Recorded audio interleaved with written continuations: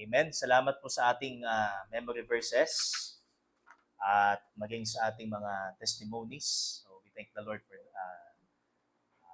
all the answered prayers sa buhay po ng ating mga kapatid, sa mga realizations, sa mga pinagdaraanan po natin. Tunay po na sa kabila po ng lahat ay mabuti pa rin po ang Panginoon. Ano po? So, hindi po natin masusukat ang kabutihan ng Diyos sa mga bagay na pabor sa atin. Kundi mas ma-appreciate po natin ang kabutihan po ng Panginoon sa panahong tayo ho ay nahihirapan. O di kaya tayo ho ay may malubhang karamdaman. Ano po? So, doon po natin mas ma-appreciate ang Panginoon. So, salamat po at nadako po tayo sa atin po exhortation. And sa pagkakataon po ito, mga kapatid, buksan po natin sa Kawikaan. So, let us open our Bibles in Proverbs 30, verses 7 to 9. So, actually, na-share ko na po ito nung nakaraan doon sa ating prayer and fasting. At atin muling balikan, ano po, ang sinasabi po dito sa Proverbs chapter 30, verses 7 to 9. Okay, so basahin ko po at tingnan po natin sa atin po mga Biblia. Proverbs 30 verse 7, two things I ask of you. Deny them not to me before I die. Remove far from me falsehood and lying. Give me neither poverty nor riches. Feed me with the food that is needful for me, lest I be full and deny you and say, who is the Lord? Or lest I be poor and steal and profane the name of my God. Sa Diyos po ang kapurihan. At tayo po'y manalangin. Muli po, Diyos, salamat po sa pagkakataong ito na mapakinggan po namin ang inyong pong salita. Salamat po sa katotohanan na muli po namin mapapakinggan at may pabuhay po namin ito, Ama, sa biyaya at kalooban po ninyo. At sa tulong po ng Santong Espiritu, ay magkaroon po kami ng illumine minds and hearts sa katotohanan po ito, Diyos. At ang inyong po lingkod na gagamitin ay itago niyo po lamang sa likod ng inyong pong kabanalan. Ang lahat ng papuri at pasasalamat ay patuloy po namin ihahatid sa iyo. Ito po ang aming dalangin sa pangalan ng inyong pong anak na si Jesus. Amen at amen. Okay, so this chapter, ito po ay isang kawikaan mula po kay Agur. Yan. So, di po ba sa tinatawag po nating Books of Wisdom o doon sa poetry, ano po, kung sa Book of Psalms o sa mga salmo po, majority ho ay si Haring David ang writer. Dito naman po sa Proverbs, so majority po ay si Haring Solomon. Pero ito pong Proverbs chapter 30 ay hindi po galing kay Haring Solomon. Ano? Kundi ito po ay mula kay King Agur. So si King Agur, kung atin po makikilala, ano po, so siya po ay son of Jake. Anak po siya ni Jake. At ayon po sa pag-aaral, he was likely a student of wisdom nung panahon po ni Haring Solomon. So isa ho siyang mag-aaral ng karunungan nung panahon po ni Haring Solomon. At posible ho na siya ho ay isang hentil. So he was possibly a Gentile from Massa. So Massa is North Arabia. So northern part ng Arabia. Ano ho?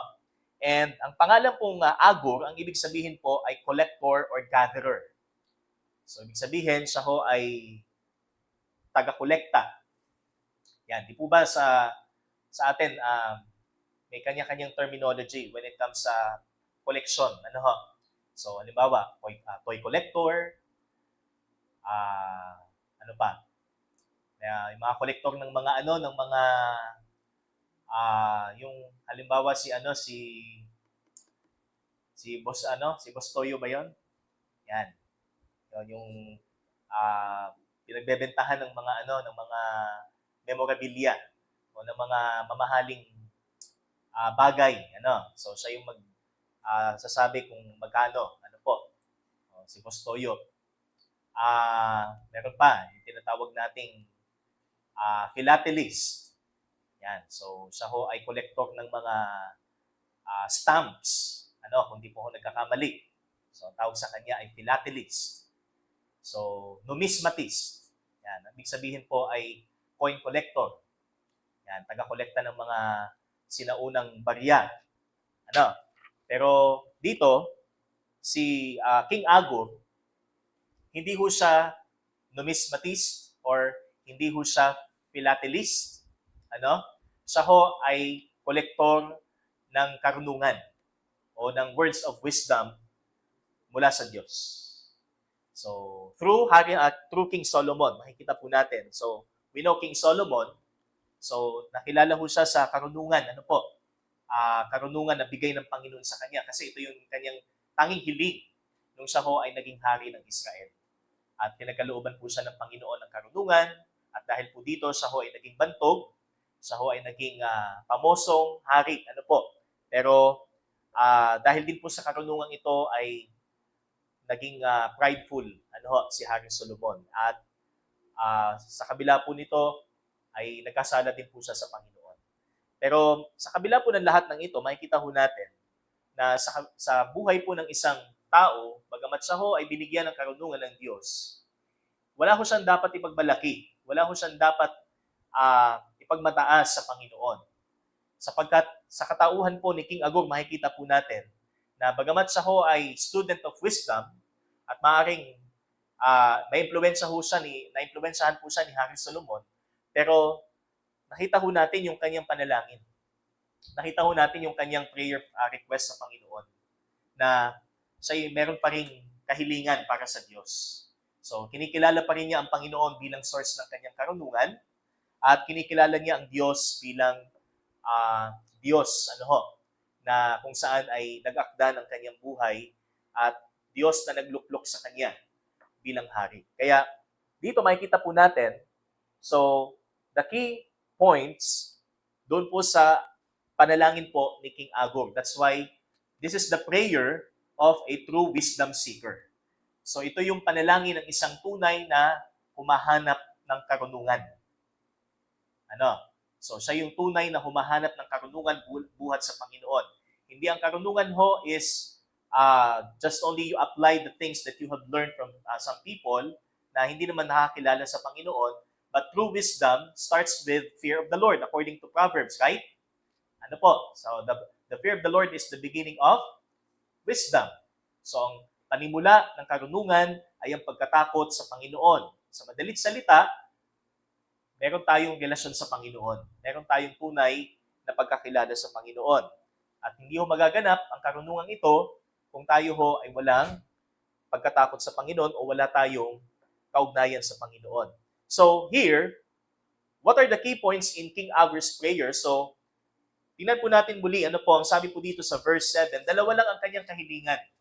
So, 2 things I ask of you, sabi niya, deny them not to me before I die, and sabi dito, remove far from me falsehood and lying, give me neither poverty nor riches, feed me with the food that is needful for me, lest I be full and deny, and you say, and deny you and say, who is the Lord, or lest I be poor and steal and profane the name of my God. So, dalawa lang po ang kanyang prayer request. So, merong sense of urgency rin para sa kanya. Sapagkat bilang siya ho ay hari, so, kasi ang hari po, kahit siya ho ay nasa mataas na posisyon, pwede pa rin ho siyang madaya. So, subject pa rin ho siya to be deceived, to be clouded ng kanyang mind. Kaya nga dito sa Proverbs, makikita ho natin yung isang hari na kapag siya ho ay lango sa alak, ay clouded ang kanyang judgment. Kaya restricted or talagang ipinagbabawal ng Bible, prohibited sa isang hari. And likewise, sa mga anak ng Diyos, na makloud yung judgment po natin because of wine, because of alcohol. Kaya makikita ho natin yung kahalagahan ng tinatawag nating sober-mindedness ng isang hari. At yan po ay pinanghawakan din ni King Agor. Nasabi niya, ang kanyang pong kahilingan, so remove far from me falsehood and lying. So remove far from me falsehood and lying. That's why he prayed for truth. So ang kanyang kahilingan sa Diyos una ay katotohanan. Sapagkat bilang hari, hinahanap niya ang karunungan ng Panginoon ayon sa kanyang puso. So he seeks God's wisdom with all honesty. With all honesty in heart. So hindi siya humihiling sa Panginoon to pretend. But ito yung kanya talagang tunay na puso o yung tunay niyang pagkatao na nais niyang makilala pa ang Panginoon at sa pamamagitan nito, siya'y makapamuhay at siya'y makapamuno ayon sa karunungan ng Diyos. Kaya he prayed for truth. So he admitted that he might become a believer of vanities and lies. So bilang isang hari, bilang isang tao, kahit mataas ang kanyang ranggo, kahit mataas ang kanyang posisyon, kahit meron siyang kaharian, pwede pa rin siyang mapaniwala ng mga kasinungalingan o pandaraya. So vanities and lies, which is a temptation that most Christians are also struggling with. So tayo man, na mga hindi naman po hari, hindi naman po tayo mataas na tao, wala naman po tayong, hindi naman po tayo presidente, hindi naman po tayo, let's say, public official, o di kaya ay executive ng isang malaking company, di ba? Pero ano po makikita natin dito? Even, sabi nga, kahit po tayo, we struggle sa mga ganitong bagay. Na pwede po tayong madaya ng mga bagay na ito, o pwede po tayong madaya ng mga tao na kapaligid sa atin, pwede po tayong madaya ng mundong ito, o ng mga kaganapan sa mundo, sapagkat alam naman po natin ang kaaway, di ba? Sa ho ay mapanlinlang. Hindi ho siya nandadaya ng halata.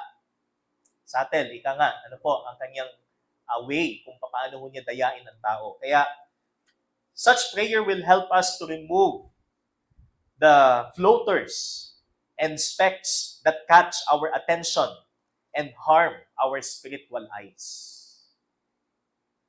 So, kapag tayo himiling sa Diyos ng katotohanan, ang Panginoon po ang magbibigay sa atin ng kaliwanagan. Sapagkat likas ho sa atin na tayo ho ay madaya. Likas ho sa atin na tayo ho ay bulagin ng kadiliman ng mundong ito. Matatandaan po natin, the God of this world in 2 Corinthians chapter 4 has blinded those men so that they cannot see the light of the gospel. Kaya hindi nila makita yung liwanag ng mabuting balita sapagkat merong tumatakip sa kanilang mga mata. Kaya sa atin man, so kapag hindi ho tayo aware sa katotohanan ng Panginoon, baka di natin namamalayan at tinakpan na pala ng ating sarili o ng ating laman o ng kaaway ang ating mga mata sa katotohanan. Baka iba na ang ating pinangahawakan ngayon, baka iba na ang ating paninindigan ngayon. Hindi na kagaya nung una nating nakilala ang Panginoon. Di ba? That's why, let us pray for truth, brothers and sisters. Let us pray for the truth of God's Word to rule over us, to rule over our thoughts, to rule over our tongues. Tayo'y maging bukang bibig ng katotohanan at ang ating kaisipan ay mapuspos ng katotohanan sapagkat ang Diyos natin ay katotohanan. Kung paano ang purpose din po niya sa atin ay mapabanal po tayo sa katotohanan. Sabi nga po ng John 17, sanctify them in truth. Okay? Kaya, be a truth seeker. Tayo ho ay maging, sabi nga, truth seeker. Wala tayong ibang hahanapin sa buhay natin kundi ang katotohanan ng Diyos.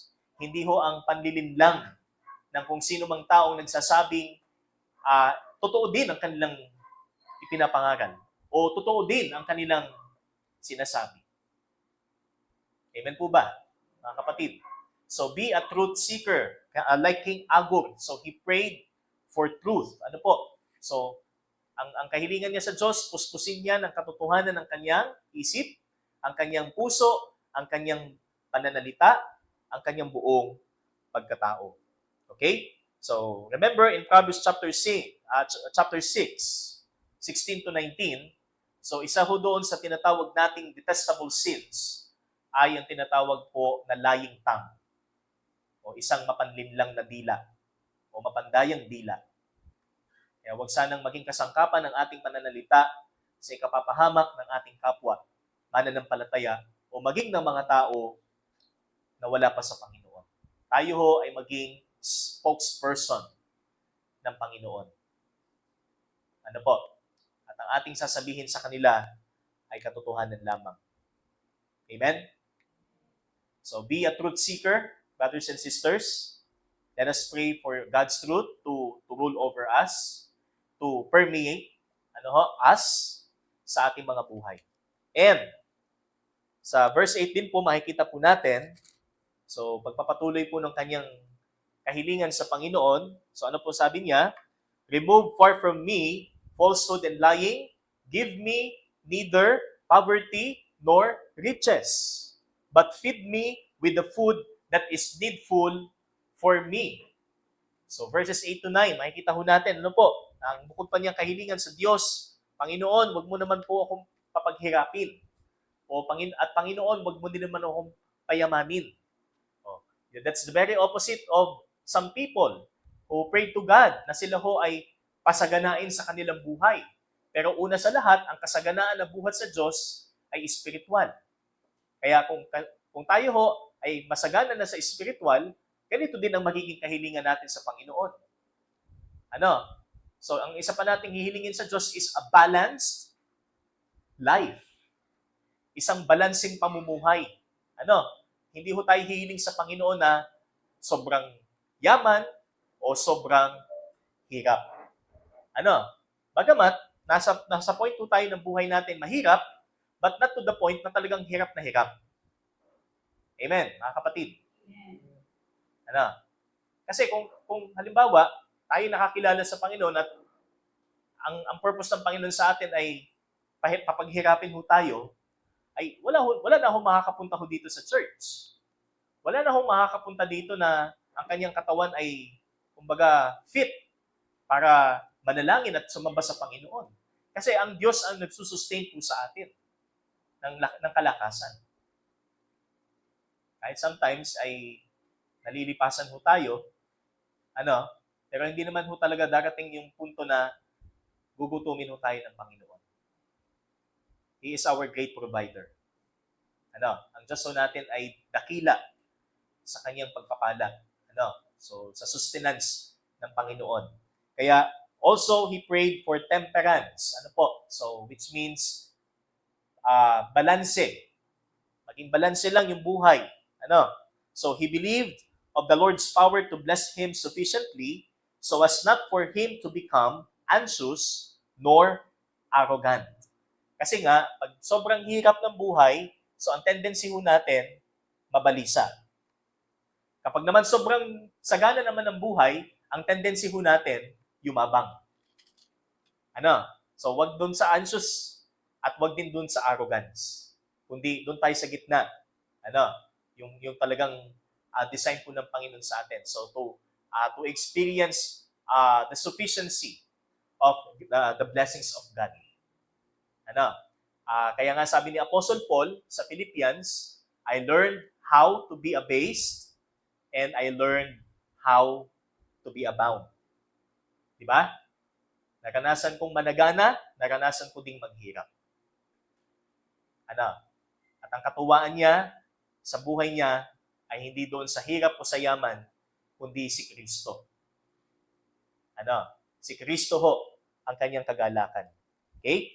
So he prayed for a balanced life with a godly perspective of riches.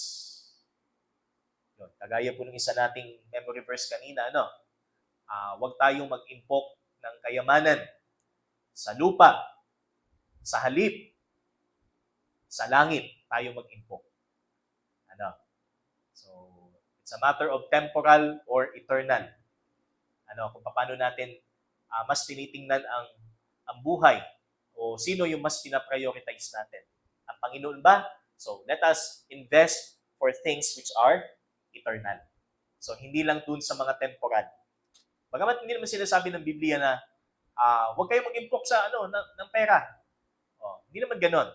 Siyempre, bilang tao po, so binigyan din po tayo ng wisdom ng Panginoon to survive sa buhay natin dito sa lupa and to plan sa future ng ating mga mahal sa buhay. Pero wag sanang yun yung kumbaga ito yung nagpapatakbo ng buhay natin or ito na yung priority natin. Kundi ang higit nating prioridad ay ang Diyos. Amen? So again, he believed of the Lord's power to bless him sufficiently so as not for him to become anxious nor arrogant. Okay? And also, he asked only for things that are needful. So, ang hiniling lang niya sa Diyos yung kailangan, hindi yung gusto. Magkaiba yan. Magkaiba yung hinihiling mo sa Panginoon dahil gusto mo. Kaysa yung hinihiling mo sa Panginoon dahil kailangan mo. Amen? Alam naman natin yun na kung yung hinihiling natin sa Panginoon ay kailangan ba talaga natin o gusto lang natin. Na-evaluate po natin yan. Halimbawa, gusto nating magkaroon ng business na alam nating papatok, alam nating kikita, ay hindi sinugot ng Panginoon. Although, para sa iyo, needful, okay, or kumbaga pangangailangan din, pero deep inside sa puso mo, gusto mo. Pero hindi binigay ng Panginoon. Kasi, what if kung yun ang, sabi nga, mangyari sa iyo, so, mahahati yung attention mo. Magiging kaagaw ng Panginoon yan sa iyo. So, things which are needful and not, sabi dito, plentiful. Just as the Lord taught us in Matthew, said, give us this day our daily bread. Yan, yung sapat sa bawat araw. So, yun po yung principle dito. So, this prayer teaches us to be satisfied for the Lord's provision, including the future. So, kahit sa panghinaharap natin, ipagkatiwala natin sa Panginoon. Since ang Diyos ay nagpapala. Ang Diyos ay sufficient sa kanyang pagpapala. Amen? So, dalawa lang po ito, mga kapatid. Una, ang kahilingan niya sa Panginoon ay katotohanan. Busugin siya ng katotohanan. Kumbaga, ito yung mag-permeate sa kanya, katotohanan. Para sa ay magkaroon ng right perspective. Para magkaroon din siya ng tamang panalangin sa Diyos. And this is the right prayer. Sabi nga, na siya ay manalangin for a balanced life. Hindi yung sobrang hirap at yung sobrang masagana. Okay? Kaya, pray for the Lord's provision with a satisfied heart. So, hindi ho tayo nananalangin sa Diyos dahil kulang. O may kulang pa sa atin. Una, pinununan ng Panginoon. So, God has already blessed us, filled us with His fullness. Kaya wala na tayong pagkukulang. Kagaya na sinabi ni Haring David, the Lord is my shepherd, I shall not want. Wala na akong hihilingin pa. Dahil ang Diyos ang aking pastol. Ibinigay na ng Panginoon sa akin lahat. Wala na akong hihilingin pa. Kaya yung paghiling natin sa Panginoon, hindi ibig sabihin may kulang pa na hindi binibigay ang Panginoon sa atin. But since He blessed us, dahil ang Diyos ay pagpala, dahil ang Diyos natin ay nagpapala ng sagana sa atin. Kaya tayo lumalapit sa Kanya. Kaya tayo humihiling sa Kanya. Kaya with a satisfied heart, okay? We are satisfied fully. That's why we pray for His provision. And also, we have been blessed unfathomably by Him first with regards to spiritual, how in Him can He bless us with things that are needful. Kung paanong ang Diyos nga, pinagpala tayo sa mga bagay na hindi naman natin hiniling, pero sukat kailangan natin, how much more yung mga batid nating kailangan natin? Di ba? Para hindi bigay ng Diyos. So yun po yung idea, mga kapatid. Mas kita ng Panginoon yung sitwasyon natin kaysa kung paano natin to nakikita. Mas alam ng Diyos yung sitwasyon natin kaysa kung mas paano tayo conscious o mas aware ho tayo doon sa problema o doon sa sitwasyon. Okay? Kaya it's a matter of trust. Pagtiwalaan po natin ang Panginoon. Okay?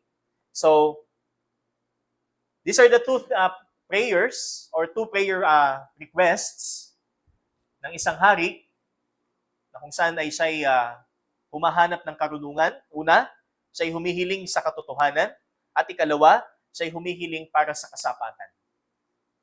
Hindi siya humiling ng sobra. Sapagkat ang sobra nga, lahat ng sobra ay masama. Di ba?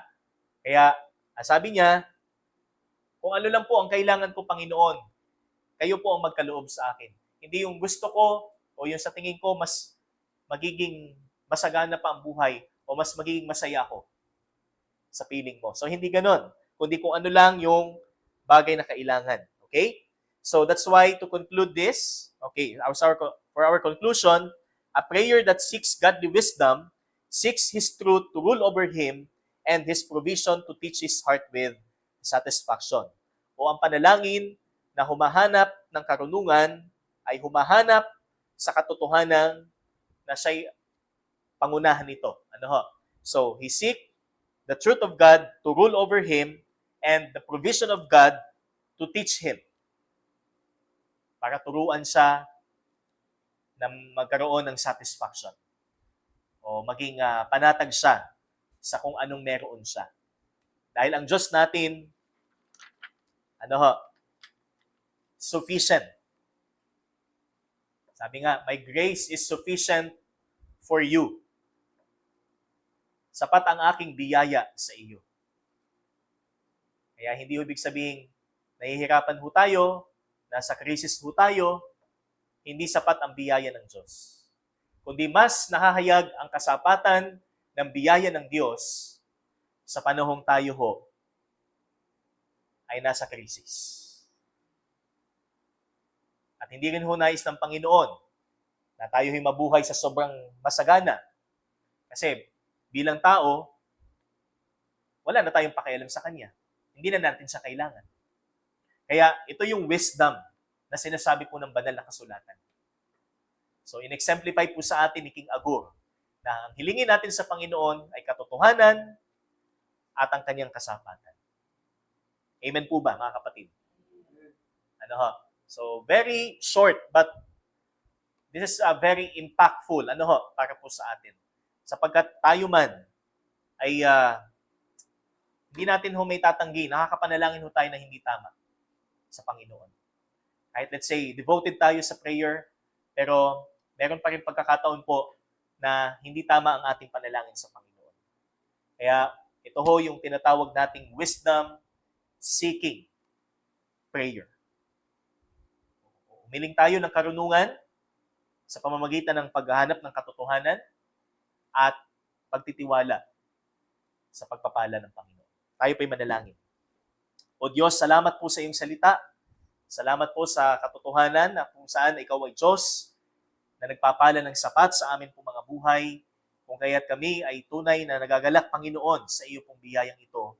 At maging sa katotohanan po ninyong patuloy niyo pong inihahayag sa amin, hindi lamang sa amin pong pagdidilili ng inyong pong salita, kundi by experience din, Panginoon, ipinararanas niyo po sa amin ang inyong pong kabutihan, Panginoon. Kaya salamat po sa lahat ng ito at makapamuhay kami, kagaya po ni King Agur, at ng iba pang mga individual sa inyo pong salita na kung saan tunay nilang na-appreciate ang iyo pong biyaya at ang iyo pong katotohanan. Ito pong aming dalangin sa pangalan ng iyong anak na si Jesus. Amen at amen. Purihin po ang Panginoon.